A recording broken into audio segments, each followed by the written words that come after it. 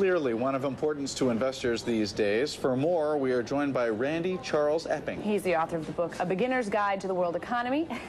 David is plugging it. Welcome to the program. Thank you. Interesting, very clear writing, very understandable to read. You know, global markets can be very difficult to comprehend. I mean, just U.S. economic, trying to understand the U.S. stock market can be, really tough in itself. What do investors need to know about the world economy, and how do you start to learn it? Well, the way I've presented it is to say the world economy is no different from the economy we experience every day. So I've used everyday examples to explain concepts that most people sort of put off as saying, well, that's the world economy, that's for the economists or the politicians to understand. And I strongly believe that every consumer and every voter needs to be better informed so that we can make the right choices, both as voters and as consumers. Who's your target audience here? My target audience is actually people who don't feel that they know enough about economics in general and the world economy, and basically people who've been put off by the sort of traditional economics textbook.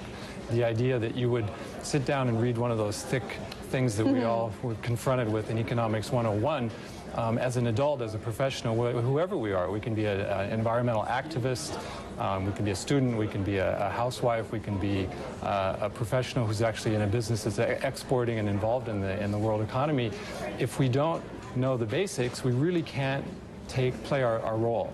And we need to play our role right now. Let's talk about the basics then. What do we, as investors and news anchors, I suppose, need to know about world markets to, I guess, be savvy? Every day we hear about globalization, and I don't really know if anybody knows exactly what that is. There's not really a good definition, but what do you need to know? What do you need to start with? Well, the basics, and essentially the basics, in fact, are not all that different. I think the biggest way of learning about the world economy is to do things like watch your program. Just before I came on, you basically spoke about all the different markets in Europe.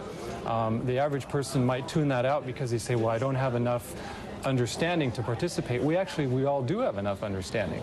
A lot of us are afraid because we've never been introduced to it. So the idea is that you introduce people to the world economy, show them that they can feel comfortable, and then they can get their news from television, from radio, from the internet, from the newspaper.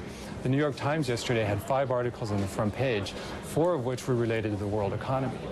One was soccer moms, the abuse of soccer referees, actually. Every time these heads of world economies meet, we in the media begin to exploit the protesters outside. There seem to be all over the place, these anti-globalization protesters. From your vantage point, what are they so upset about? Well, they have their own agenda, and they have a perfectly valid right to have that opinion, the opinions that they have, which is basically that globalization is bad, it's exploiting people in the third world, it's exploiting people, it's harming the environment, they're talking about workers' rights. Those are all issues that need to be dealt with. The problem is their solution is basically to close borders. And my point in the book is to say that the average consumer, the average voter, we also have a role to play. And we're not playing it. We're sort of assuming that the economists are out there advising the politicians and that everybody is going to sort of make the right decision despite what these special interest groups do and say.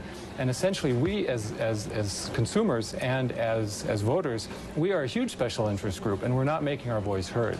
Is one way to make your voice heard buying local or using your purchasing power to maybe reflect your personal goals?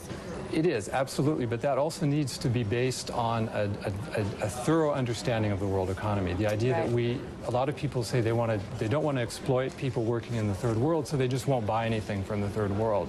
And in fact, if I point out in the book that if you were a worker in the third world and had actually a job at a factory and you're being paid 3 or 4 times what you would normally be paid, even though that $1 an hour or $2 an hour sounds exploitive by first world standards, and this is a problem that the United States has as well as Europe. A lot of people are saying, I don't want to exploit the third world. They're changing their consumption and consuming habits to reflect a sort of moral decision. The problem is that decision is having the exact opposite effect. People in the third world are losing their jobs as factories close because factories are saying, look, I just don't want to deal with problems at home. Because basically a lot of companies, as politicians, are dealing with an economically illiterate public. And as soon as the public becomes economically literate, companies are going to act as if they're economically literate. Politicians are going to act as if they're economically literate. The world will be a better place. Okay, Randy Charles Epping, author of Beginner's Guide to the world economy. Thank you very much. Thank you. Nothing daunting about this. It's even a paperback. Coming up...